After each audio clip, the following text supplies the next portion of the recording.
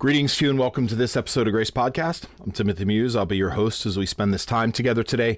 It's a joy to be with you. I want to thank you for tuning in. I want to thank you for making this podcast a part of your journey.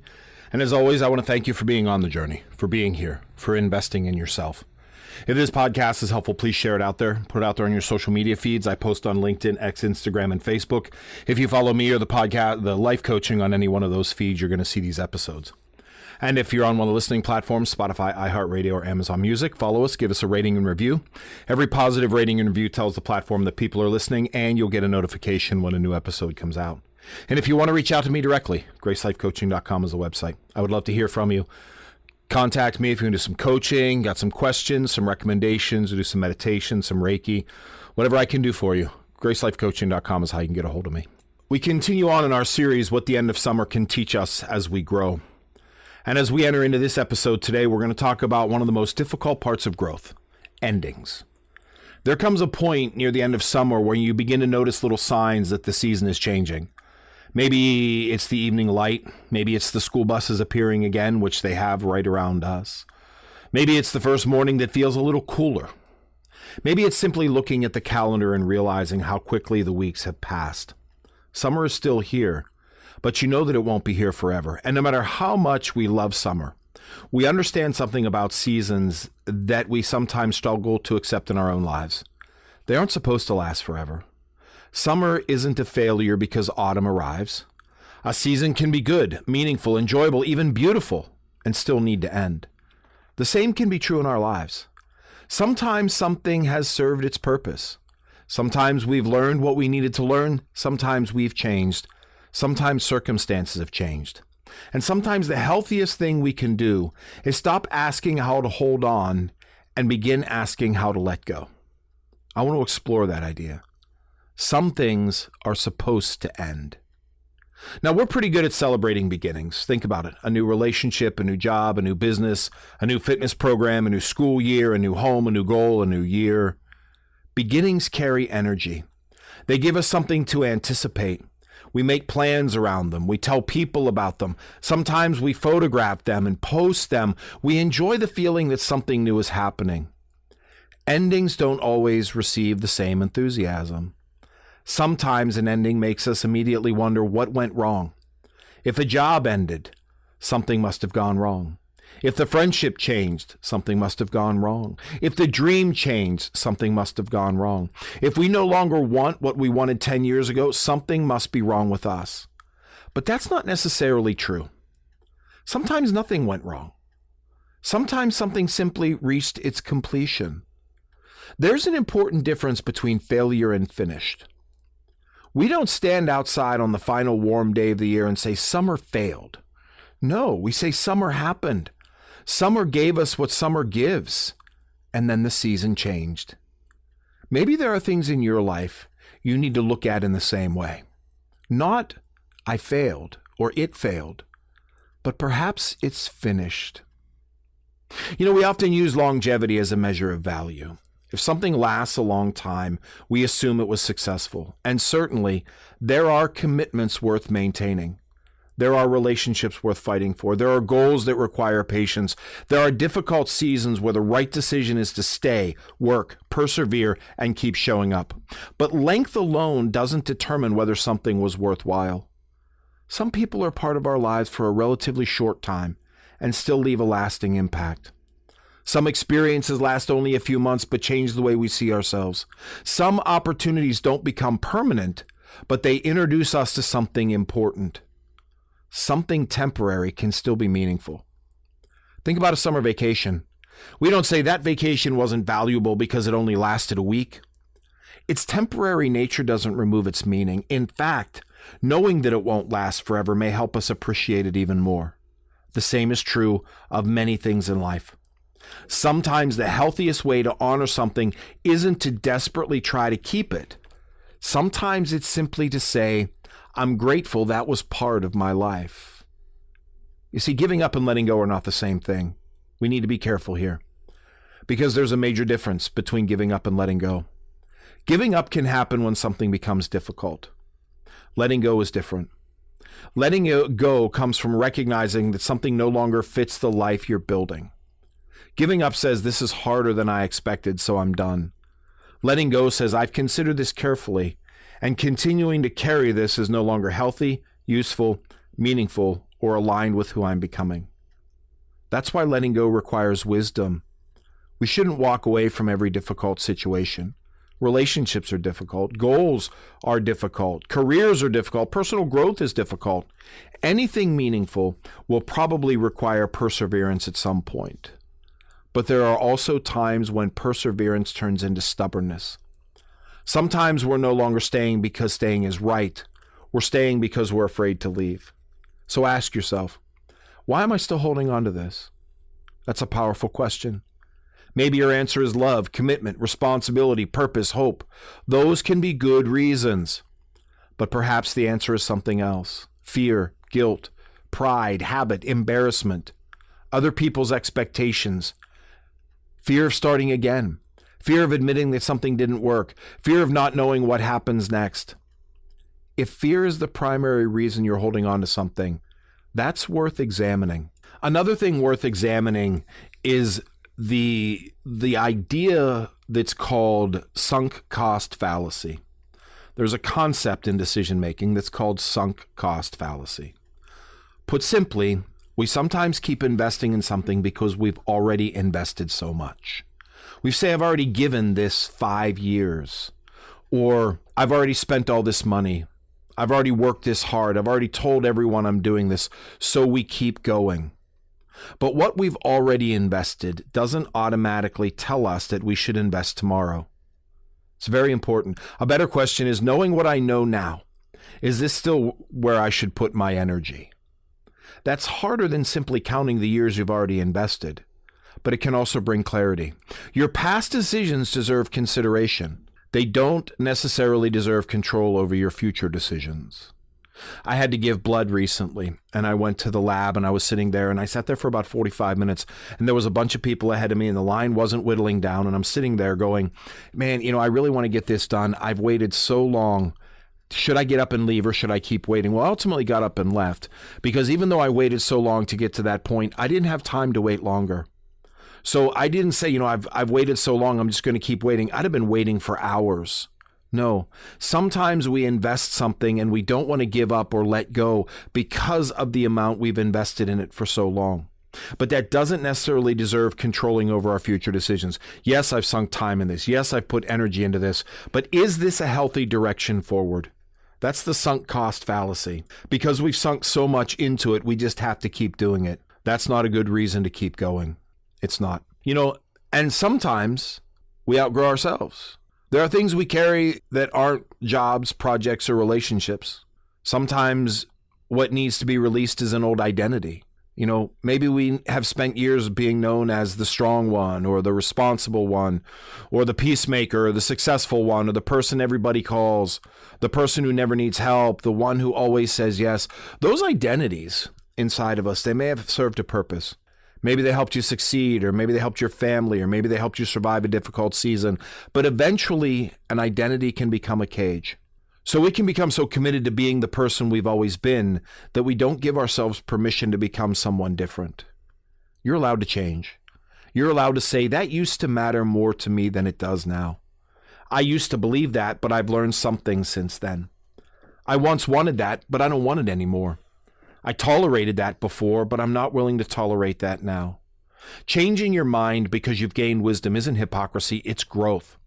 You're allowed to know more today than you knew when you made yesterday's decisions, and you're allowed to let that go. It doesn't mean you're a failure. It doesn't mean that you're less than. It just means that you've grown. And growing in wisdom and experience means some things need to be let go. Sometimes our identity is finished. Who I was as a 30-year-old ended when I became a 40-year-old. Now, some things carried on, of course, but some identity is finished. And we have to have the strength to let them go. Honor them, celebrate them, but let them go. Because sometimes we outgrow ourselves, and we need to realize that. One of the big things that we deal with is that we hold on to the shoulds. Sometimes we're holding something that isn't even what we choose. It's an expectation. We carry ideas of where our lives are supposed to be or what it's supposed to look like, what success should look like, how much money we should earn, where we should live, what our relationship should look like, what our career should be, what we should have accomplished by a certain age. We create imaginary deadlines. By 30, this should happen. By 40, I should have accomplished that. By 50, I should be here. Then we compare our actual lives against a schedule that may never have belonged to us in the first place. One of the things that we need to release is the word should. I should be further along. I should know better. I should have accomplished more. I should have figured this out by now. Maybe, but regardless, you're here. So instead of where should I have been, try asking, what can I do where I am? The shoulds keep us as a trap because they compare some unrealistic expectation to where we're at right now. So we want to move away from the shoulds. We want to let go of the shoulds and let those expectations be finished. Not because they failed, but because they don't fit us anymore. They don't fit who we are anymore. They don't fit who you are anymore. Who you should be at 50 isn't who you are at 50. Who you should be at 30 isn't who you are at 30. And that doesn't make you a failure. So let go. Let go of those shoulds, those expectations, and also let go of the things that we carry long after the moment has passed. We're really good at this. We carry things long after moments have passed. Resentment is one of them. Someone disappoints you, someone hurt you, someone didn't show up, someone said something they shouldn't have said, someone betrayed your trust. The actual event may have only lasted a minute, yet we carry the emotional weight for years. Letting go of resentment doesn't mean declaring that what happened was acceptable. It doesn't require reconciliation in every situation. It doesn't mean forgetting. It doesn't require you to return to an unhealthy relationship. It means recognizing that you don't want an old injury consuming today's emotional energy forever. Ask yourself, how much longer do I want this experience taking up space inside of me? You may always remember what happened, but the memory doesn't have to hold the same position in your life forever.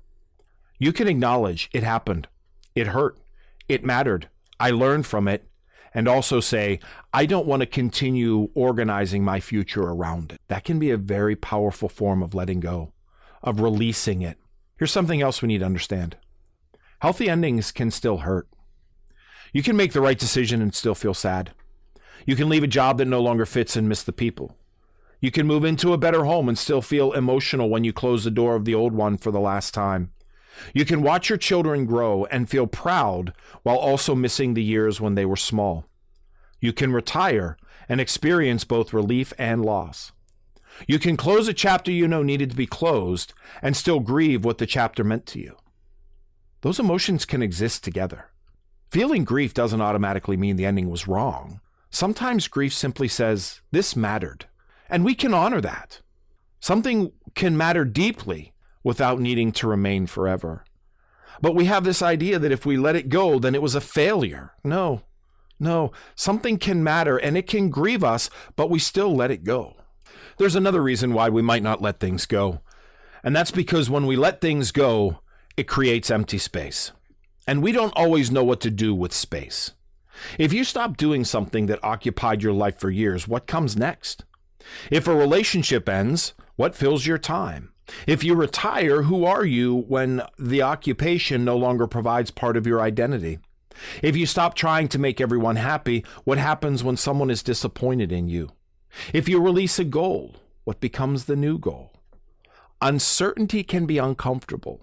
And because it is uncomfortable, we're tempted to fill the empty space immediately. But perhaps we don't need to. Space isn't necessarily a problem. Sometimes space is preparation. A calendar needs open space before something new can be added.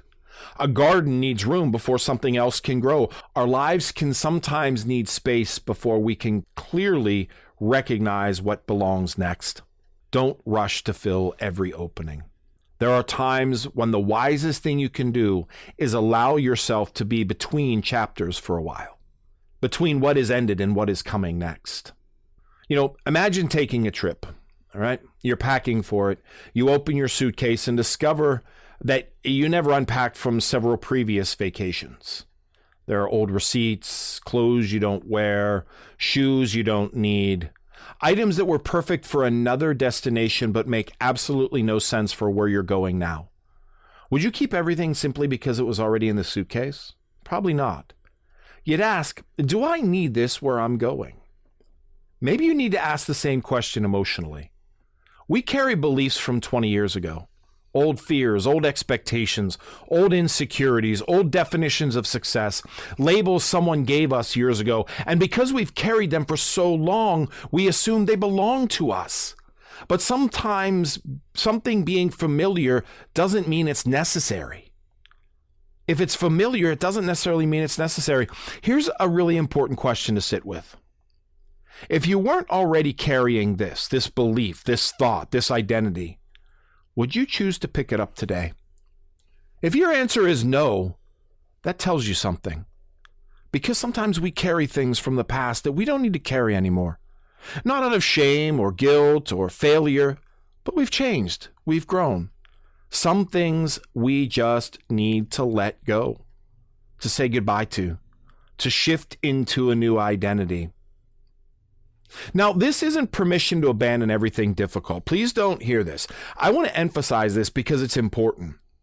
Growth isn't about constantly cutting people out of our lives, quitting commitments, changing careers, or abandoning goals every time things become uncomfortable.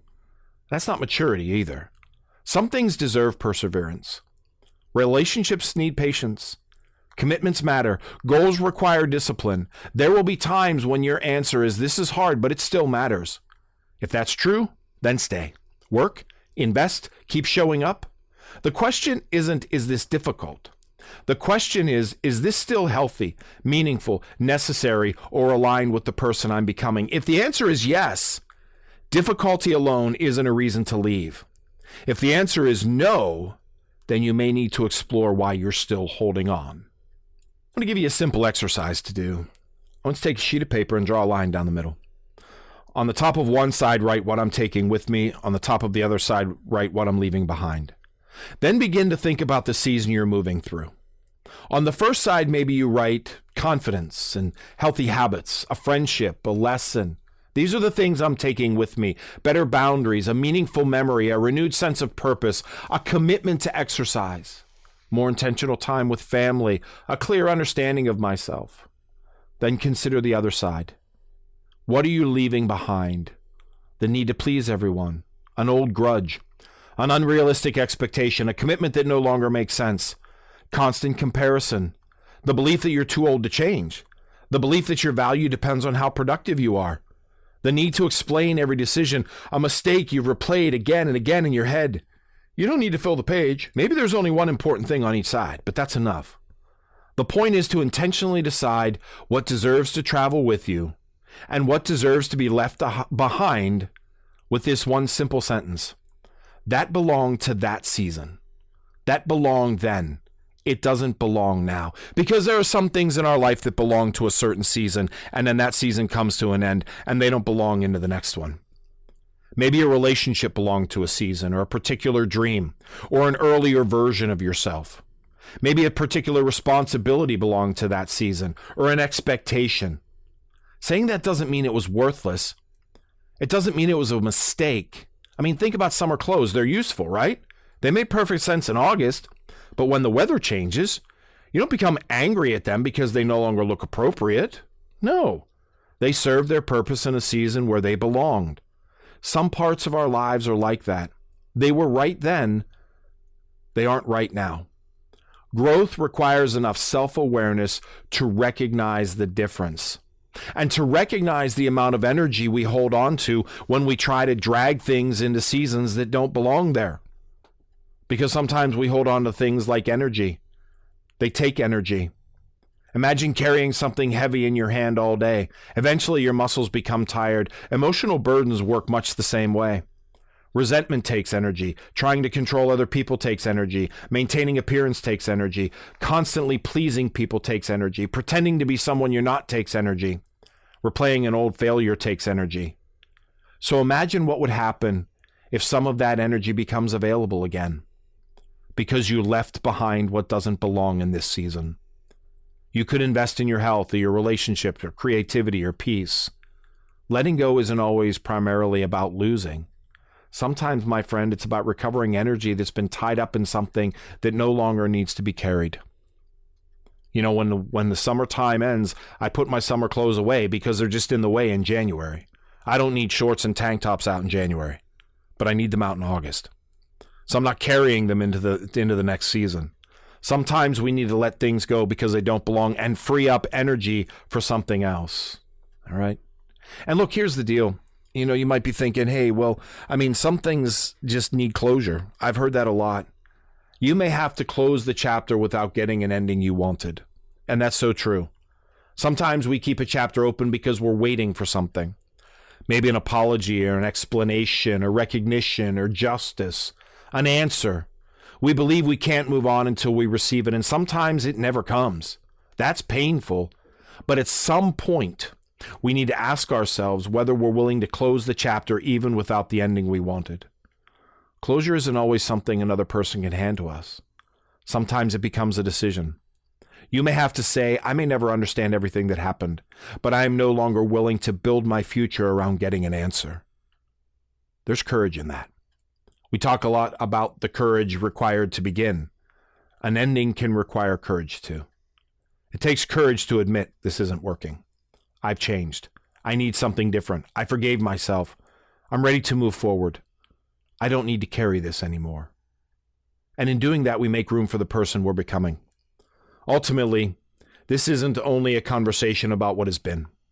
It's a conversation about what comes next. You let go because your hands need room for something else. You create space because new things require room. You release an old version of yourself because you're still becoming. And this is one of the greatest lessons that changing seasons offer us. Nature doesn't demand August to last forever. There is growth, there is harvest, there is release, there is transition, there is eventually rest. And in time, there will be new growth. As we finish up today, I want you to think about your own life. Is something ending? Maybe you can feel the change even though you haven't fully named it. Maybe it's a role or a responsibility or an expectation or a goal, a relationship dynamic, a habit, a way of thinking, an earlier version of yourself. Don't rush to throw something away simply because it's difficult. But don't cling to it automatically either. Ask yourself, does this still belong in the life I am building? If the answer is yes, recommit, invest in it, give it energy, work through the difficulty. But if the answer is no, maybe your task is different. Maybe it's time to say, thank you for what this gave me. Thank you for what I've learned. Thank you for who I'm becoming, and now I'm ready to move forward. An ending doesn't automatically mean failure.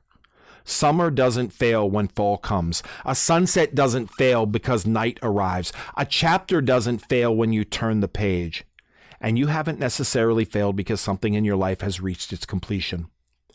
Growth takes different forms. Sometimes growth means starting. Sometimes growth means staying. Sometimes it means fighting for what matters. And sometimes it means loosening your grip and saying, I don't need to carry this anymore. So pay attention to this week. Pay attention to look at what you're carrying. Take the lesson, take the memories, take the wisdom, take the strength. Take the relationships and practices that continue to nourish you, and allow yourself to leave behind what no longer belongs on the journey. Because some things really are supposed to end. And sometimes allowing an end is what finally creates room for a beginning. That's what I got for you for today, my friends. I hope it's helpful. If it is, please share it out there. Put it out there on your social media feeds. I post on LinkedIn, X, Instagram, and Facebook. If you follow me or the life coaching on any one of those feeds, you're going to see these episodes. If you're on one of the listening platforms, Spotify, iHeartRadio, or Amazon Music, follow us, give us a rating and review. And if you want to reach out to me directly, GraceLifeCoaching.com is the website. As always, at Grace Life Coaching, we want you to be the best you.